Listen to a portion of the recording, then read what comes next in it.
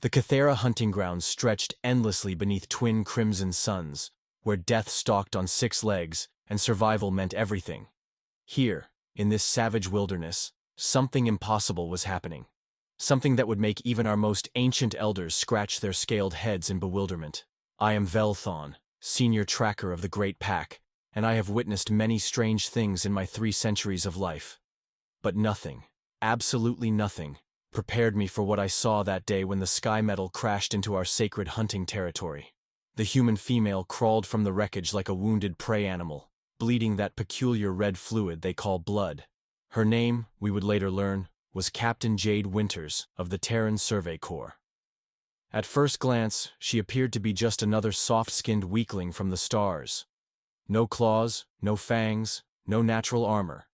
Just pink flesh wrapped in synthetic materials that wouldn't last 5 minutes against a razorclaw's bite. How wrong we were. How beautifully, catastrophically wrong.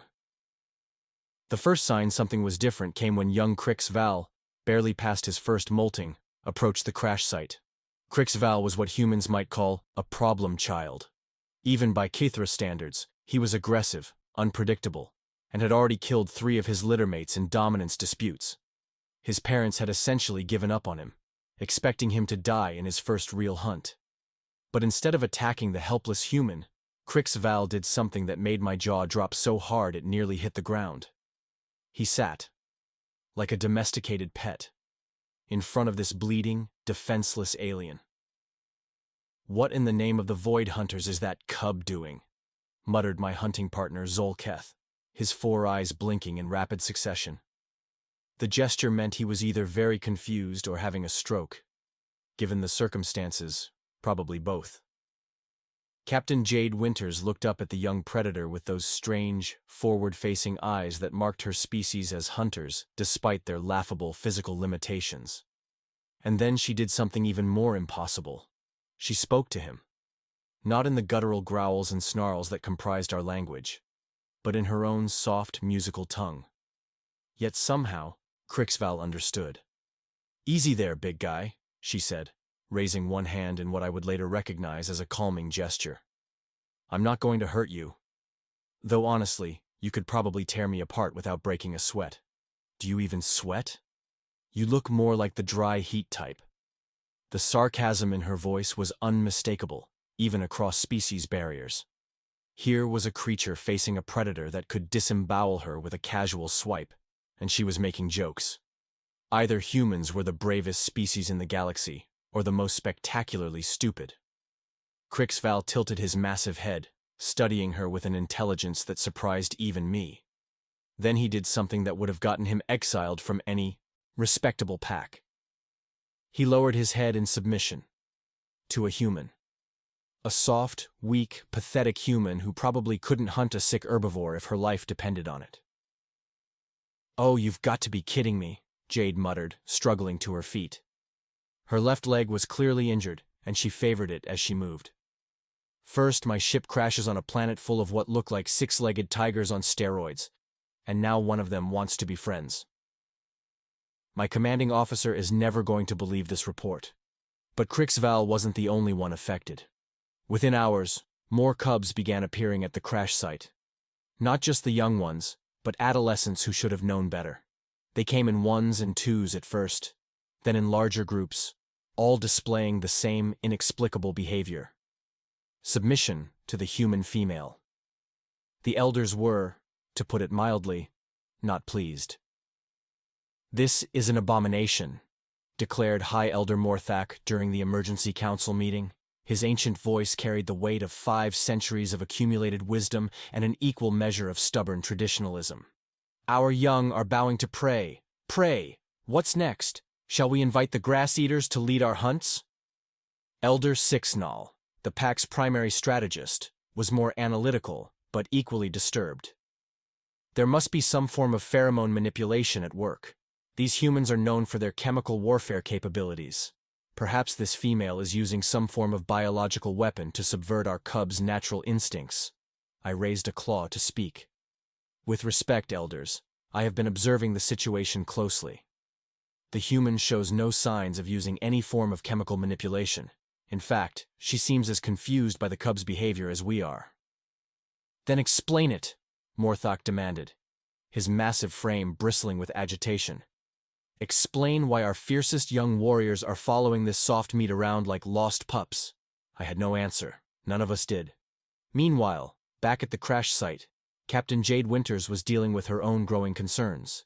What had started as a single curious cub had become a pack of nearly 30 young Kythara, all apparently convinced that she was their new leader. She had managed to establish a basic camp using salvaged materials from her ship, and her new followers had taken it upon themselves to bring her food. Okay, this is getting weird, she said to herself, examining the freshly killed thornback that Crix Val had dropped at her feet. I appreciate the gesture, really, but I don't think my digestive system is designed for whatever this thing is. Also, it's still moving.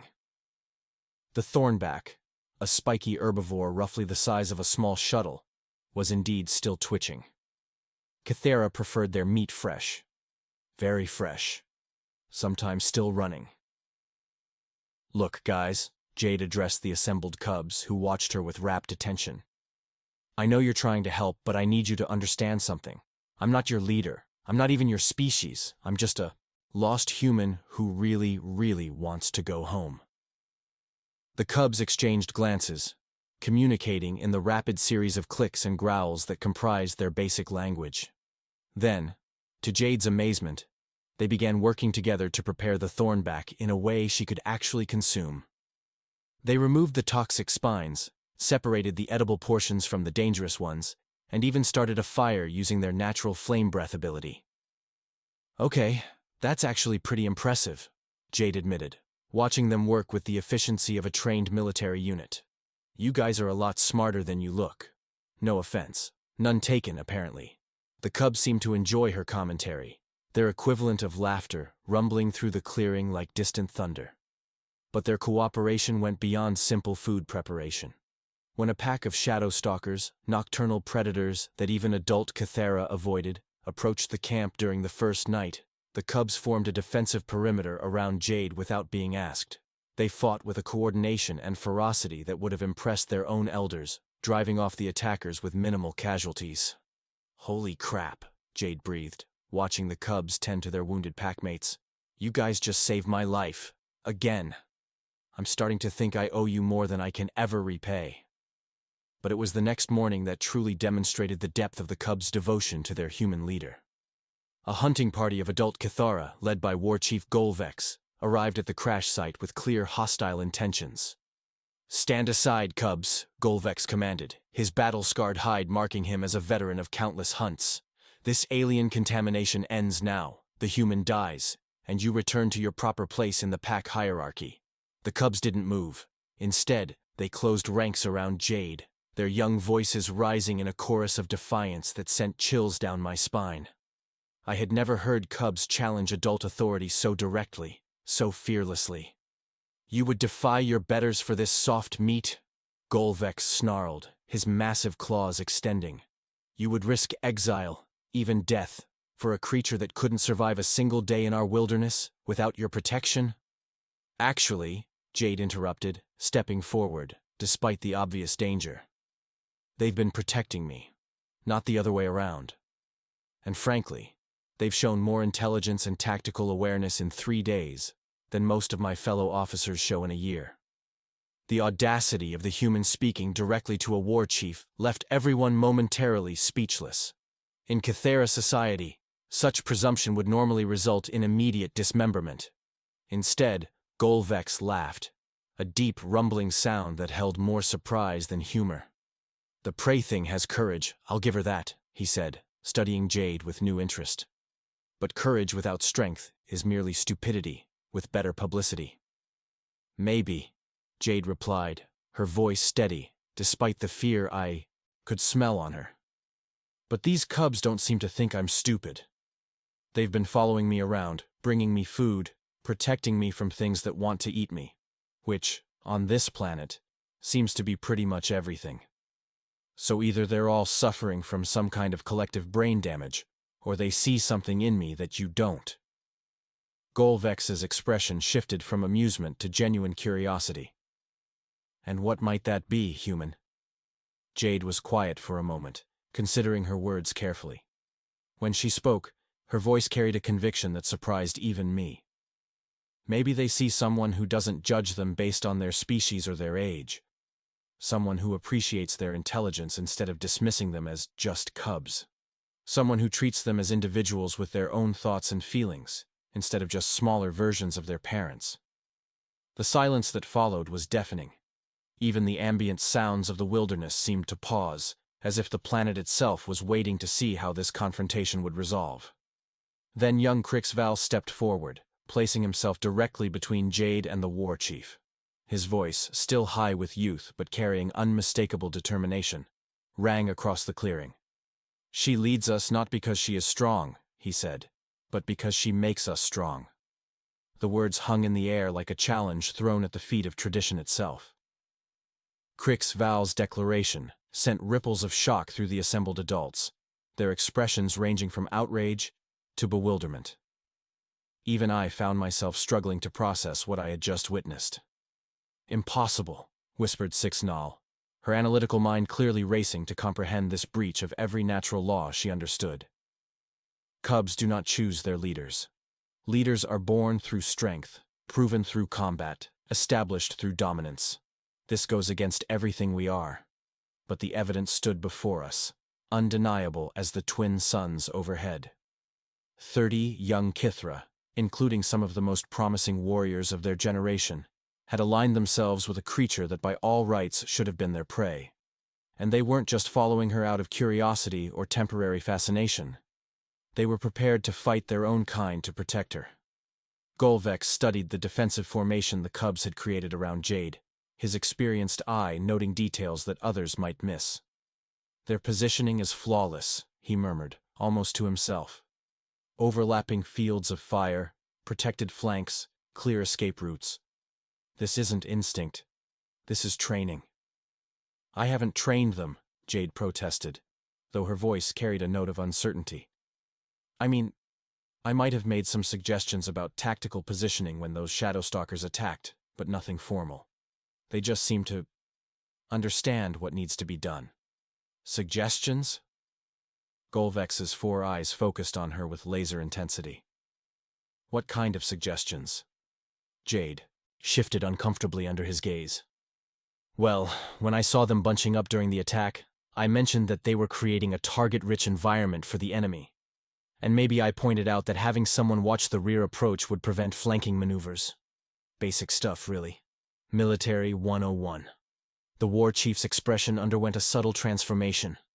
Where before there had been dismissive hostility, now there was something approaching professional interest. "Show me," he commanded. "Show you what?" "This military 101. Demonstrate these tactical principles you speak of so casually." Jade glanced around at the assembled cubs, who watched her with eager anticipation. "Okay, but I'm not sure how much help I'll be. You guys are the natural predators here. I'm just a survey pilot who took a few combat courses." What happened next would be discussed in hushed tones around pack fires for generations to come. Using nothing but her voice and simple gestures, Jade began repositioning the cubs into various tactical formations. She explained concepts like enfilade fire, mutual support, and tactical depth in terms that even the youngest could understand. More importantly, she did it while acknowledging each cub's individual strengths and weaknesses. "Yixthor, your flame breath has the longest range, so you anchor the left flank. Noel Kess, you're the fastest, so you're our scout and messenger. Kythara, you hit the hardest, so you're point defense for anyone who gets wounded." The cubs moved with growing confidence, each assignment making them stand a little taller, fight a little fiercer. They weren't just following orders. They were becoming part of something larger than themselves. "Fascinating," Golvex admitted grudgingly. "The human treats them as warriors, not children." "Because that's what they are," Jade replied simply. "They just needed someone to believe in them." The war chief's laugh this time held genuine respect.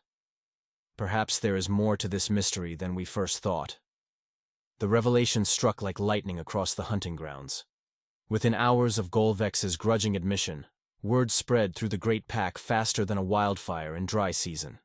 The impossible human who commanded respect from cubs was now teaching them warfare tactics that seasoned warriors found effective. "This cannot stand," Elder Morthak declared during the second emergency council session in as many days. His ancient claws scraped against the ceremonial stone platform as he paced. "If we allow this precedent, what prevents other prey species from attempting similar manipulation? Will we next find ourselves bowing to the squeakers of the northern wastes?" But Velkorath, the pack's most decorated battlemaster, raised a dissenting claw. "I have observed their formations myself. The humans' tactical innovations are remarkable. She has transformed a group of undisciplined cubs into a cohesive fighting unit in mere days, something we struggle to achieve in seasons." The debate raged for hours, but meanwhile, at the crash site, Captain Jade Winters was facing challenges that had nothing to do with Kythara politics. Her emergency beacon had finally activated, and the response was not what she had hoped for. "Captain Winters, this is Admiral Brooks of the Terran Fleet," crackled the voice through her damaged communicator. "We're tracking your position, but there's a problem. Long-range sensors indicate you're surrounded by hostile alien life forms. We're preparing a tactical strike to clear the area for extraction." Jade's blood ran cold. "Admiral, negative on the strike, I repeat. Negative. The life forms are not hostile. They're complicated." Static filled the channel for several seconds before Brooks responded. "Captain, are you under duress? Your readings show dozens of large predatory creatures in your immediate vicinity." "Sir, I'm fine. Better than fine, actually. These creatures have been protecting me. A tactical strike would be a massacre of innocents." "Captain, you're clearly suffering from some form of Stockholm Syndrome or alien influence. Maintain your position. Strike Team ETA is 6 hours." The communication cut off, leaving Jade staring at the dead device in horror. Around her, the cubs sensed her distress and moved closer, their rumbling purrs offering what comfort they could. 6 hours, she whispered to herself. 6 hours before my own people turn you all into smoking craters. Crixval approached, his massive head tilting in concern. Despite the language barrier, he seemed to understand the gravity of the situation. His low growl carried a questioning tone. "Yeah, big guy, we've got a problem," Jade said, her mind racing. "My people are coming, and they think you're the enemy. They won't listen to reason, won't give me a chance to explain. They'll shoot first and ask questions later." The young Kythara's response surprised her.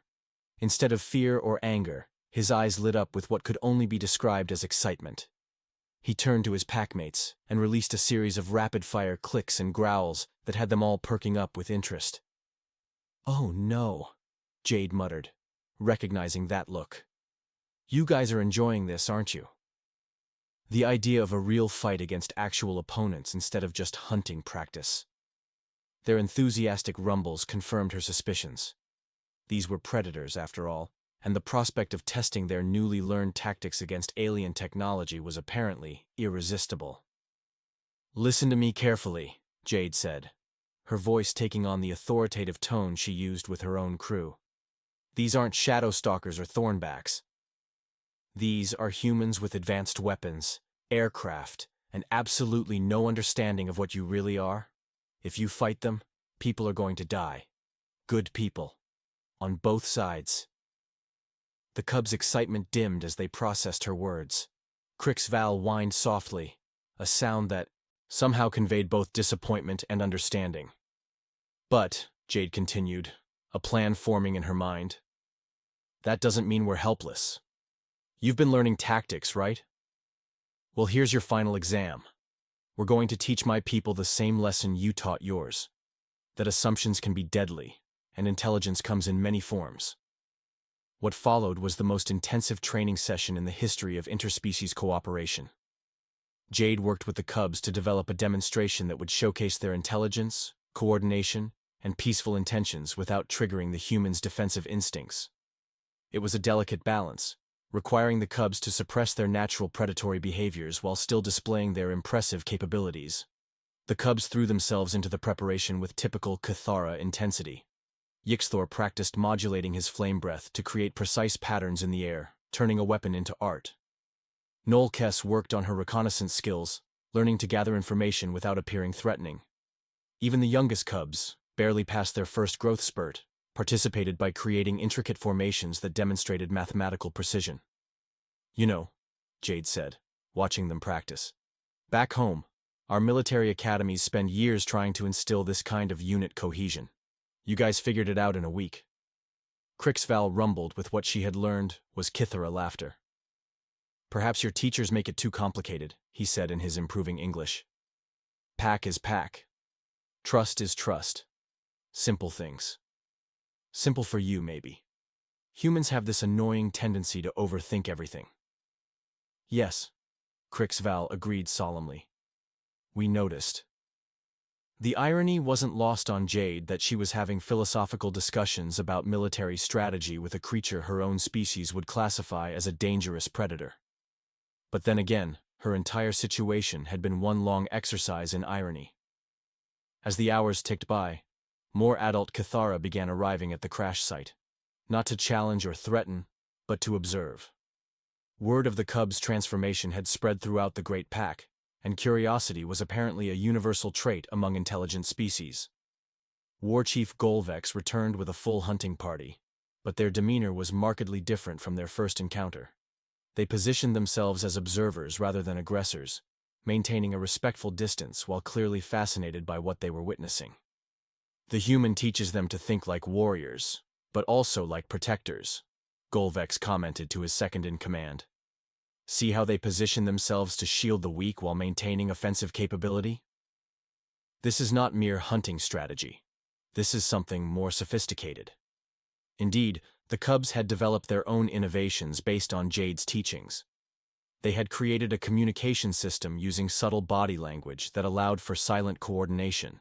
They had established protocols for medical evacuation that prioritized the wounded without compromising defensive positions.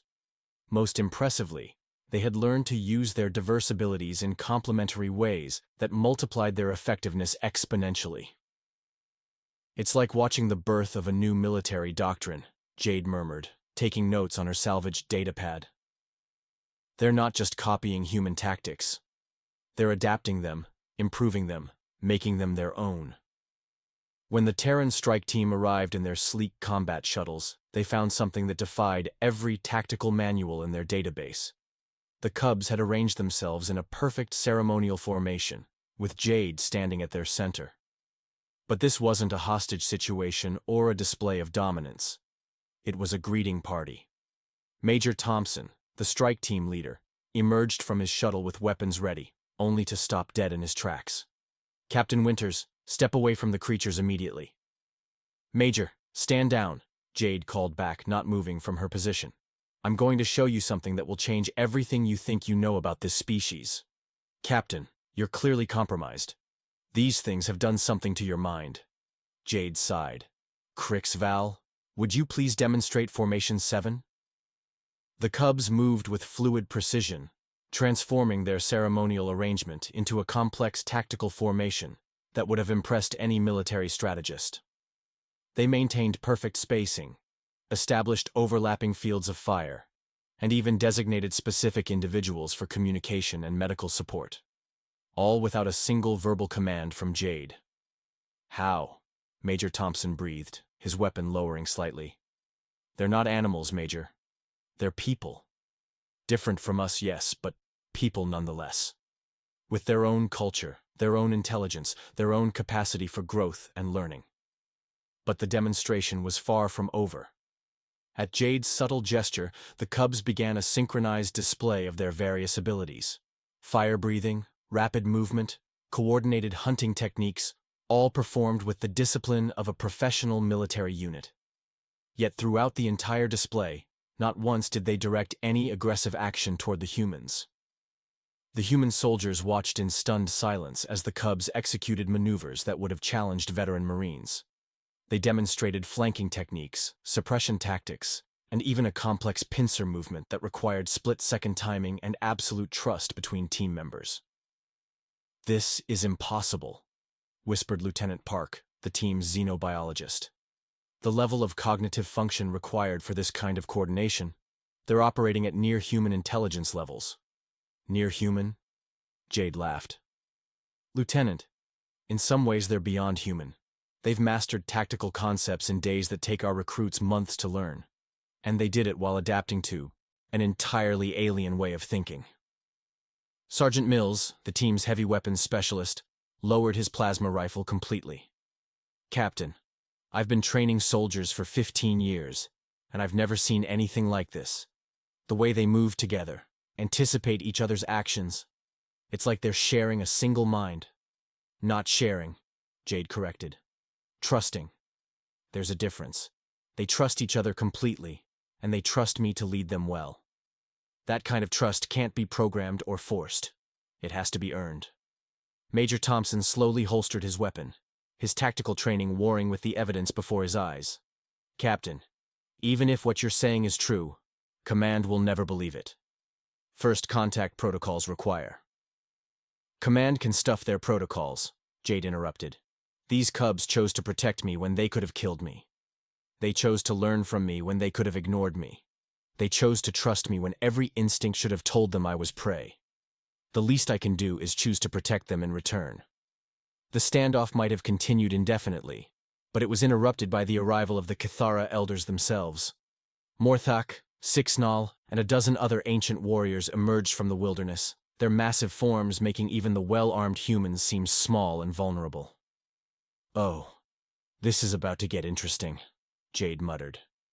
But instead of the confrontation everyone expected, Elder Sixnal approached Major Thompson with what could only be described as diplomatic courtesy. When she spoke, her words were carefully chosen, delivered in heavily accented but unmistakable English. Greetings, Sky people. We come to speak of your pack sister who has taught our young much wisdom. The humans stared in shock. Not only were these creatures intelligent, they had been learning human language. You can talk, Major Thompson managed. We have always talked, Morthak replied, his ancient voice carrying centuries of accumulated dignity. The question is whether you can listen. What followed was the most extraordinary diplomatic session in human history.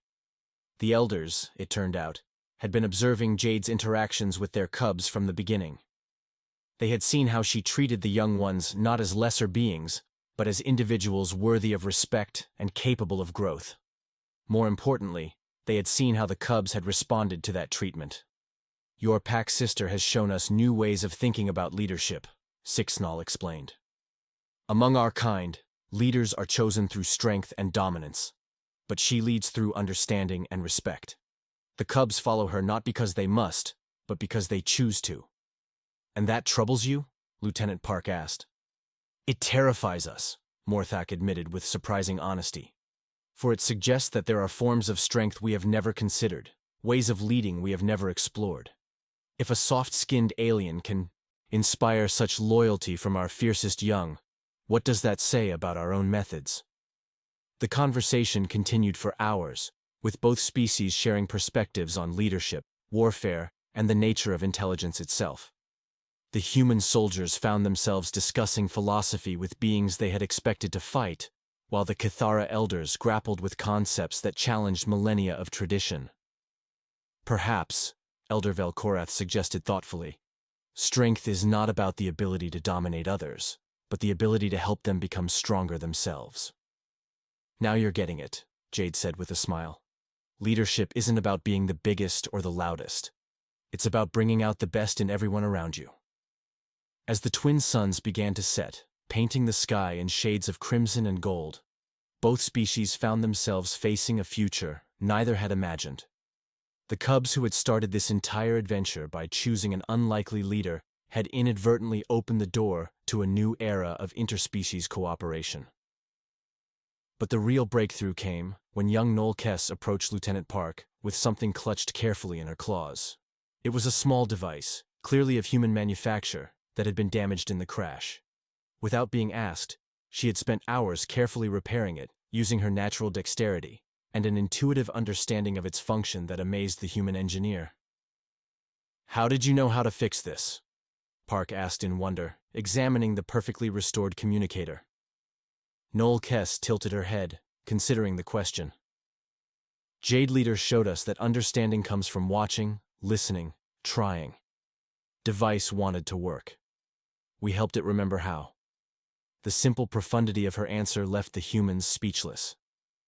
Here was a species that approached problem-solving not through rigid protocols or technical manuals, but through empathy and intuition.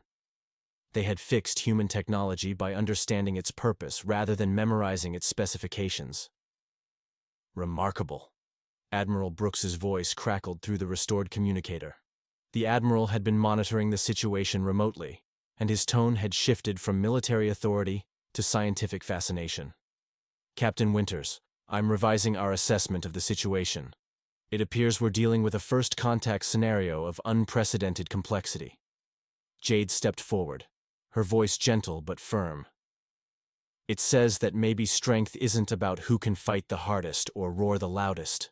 Maybe it's about who can bring out the best in others, who can help them become more than they thought possible. The old elder considered her words for a long moment. Then, to everyone's amazement, he lowered his massive head in a gesture of respect. Perhaps, he said slowly, it is time for old hunters to learn new ways. 6 months later, the Kythara Human Cultural Exchange Program was the most successful first contact initiative in Terran history. The Cubs who had first chosen Jade as their leader became the first generation of Kythara to attend interstellar academies, while human military strategists came to study the pack dynamics that had produced such remarkable tactical innovations. But for Jade, now serving as the program's director, the real victory was simpler. Every morning, she would wake to find Crix Val and his packmates waiting for her, ready for whatever new adventure the day might bring. They were no longer cubs following a strange alien leader. They were friends, partners, and proof that sometimes the most important bridges between species are built not with treaties or technology, but with something far more powerful: trust. And maybe, just maybe, a little bit of well-timed sarcasm.